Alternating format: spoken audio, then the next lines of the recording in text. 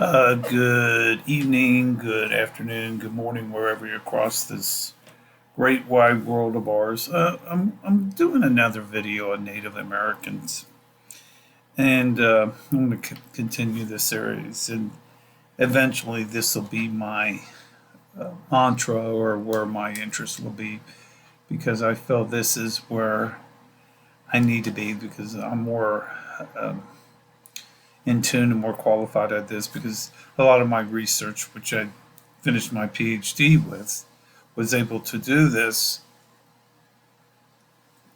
So I feel a little bit more comfortable about this.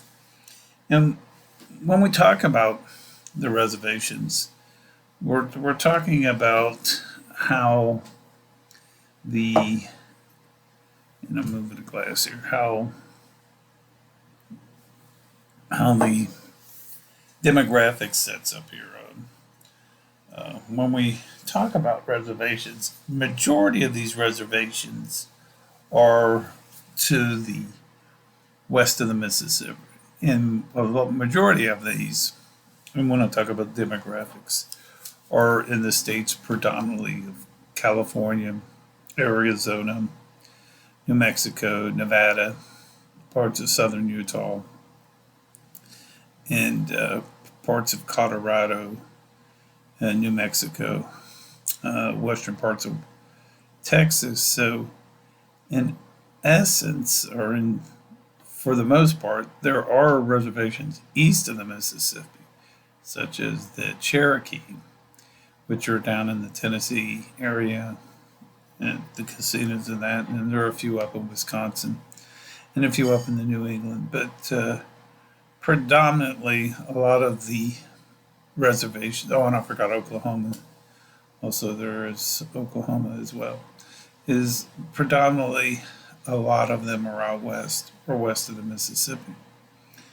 And like I said, when I'm talking about this reservation or this old system of the reservation was established in the 1700s, especially after the removal Indian Removal Acts of the 1830s, 31, 32 persistence during Andrew Jackson's era when he wanted the area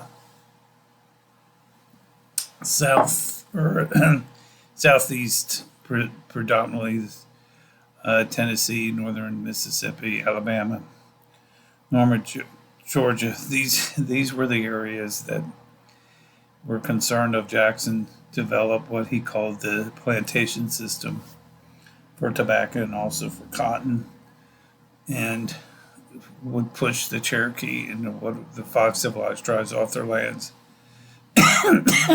What became known as the Trail of Tears developed, and with the pushing the Native Americans west of the Mississippi, especially on lands in Oklahoma. And this became a concern, not in the, I would say, unfortunate for Native American culture because they've lost a lot of their culture area down there due to the fact of moving west of the Mississippi. But the issue for me concerns how we, and I've talked about this before on my other channel, how we develop or have the headquarters for the Bureau of Indian Affairs in Washington, D.C., which predominantly a lot of is not a good area for people to attend because the fact of the matter is a lot of these reservations exist east of the or west, excuse me, west of the Mississippi, and the point here becomes that the logistics of this should not be in Washington D.C. And I put some thought into this last night, and a good location for moving the Bureau of Indian Affairs would be like somewhere in like El Paso, Texas, where there would be more interaction with the tribes because, like I said, there are a lot of the tribes, Western Texas, New Mexico, Arizona, California. To the north, you would have Oklahoma, where there would be more interaction because there's this disconnect, I call it. If you have people in Washington, D.C., and most of these tribes exist west of the Mississippi, and and what I also see, it's been that way through predominantly through the 18th century, 19th century, and the 20th century. A lot of the people that are on these congressional committees on this are predominantly in the western states. And the, the point is because the interest is there because of Native Americans. But actually, like I said, there are tribes east of the Mississippi. And though the interests are there because of the reservations, the overall impact uh, is more important than that the populations are predominantly on both coasts, and a lot of the population is my contention is east of the Mississippi in states like Massachusetts, Virginia, Ohio, Pennsylvania, New York, uh, those type of areas, Chicago, which is part of Illinois. So the point becomes moving that interest or moving that office, what I call the Bureau of Indian Affairs, out of the Washington D.C. area, and then moving it, like I said, it's a city like El Paso would be a good location, or I mean La Cruz, which is in New Mexico, somewhere in that area, because you have the route of I-15 as well as I-10. El Paso would be a good interest because you could take the train, you have the bus, and like I said, with the bus, there's some issues. I know that Greyhound is restructuring, but you still have the Amtrak, which goes through El Paso, and then you also have planes. Instead of having everything in Washington D.C., where you can look at saving the value and helping people, especially in the native culture, move forward in their lives. So the goal here is not necessarily uh, eradicating the reservations, but bringing the reservations into the 21st, 22nd century. I've known that in the past, believe Harold Ickes, who served under Franklin Delano Roosevelt, tried to change some things about things, and I think Teddy Roosevelt also tried to change some things about it. But there were some decisions, especially with Western interest, that reflected or caused impeded on, impeded on the development of the reservation system. But we've come to a point of what I call the crossroads in life, to where we have to move things forward to become better. Because, like I said, a lot of these, especially when we're talking about New Mexico, and they did a lot of testing, and some of these tribes are out in that area.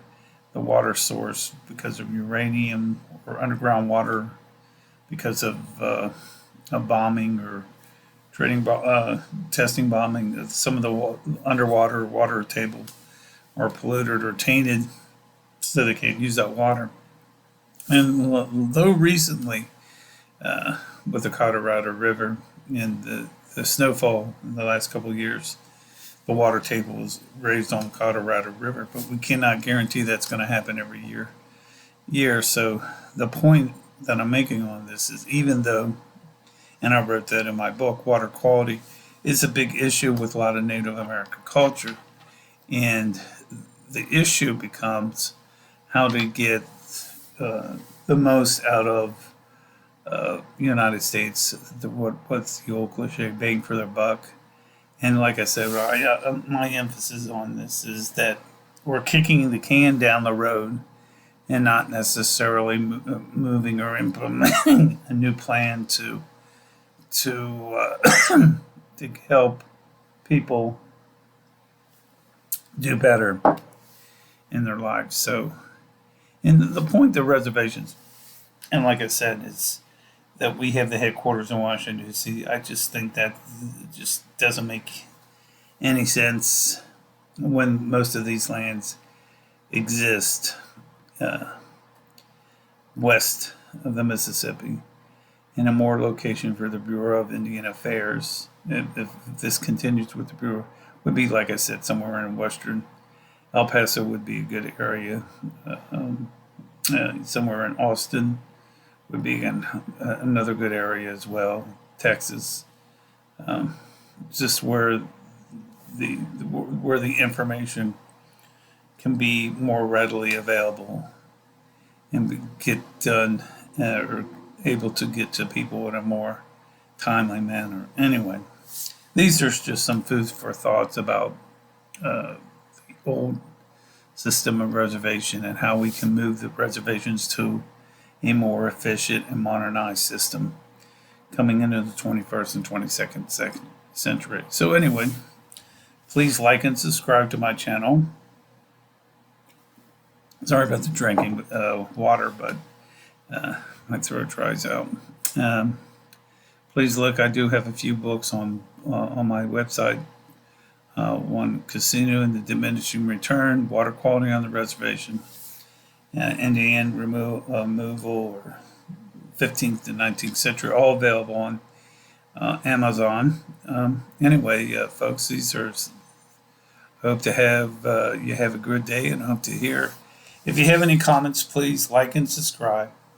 Leave your comments below, or email me at bthomasmillerpsych@gmail.com. Anyway, hope to talk to you real soon, and have a great day. Thanks. Bye.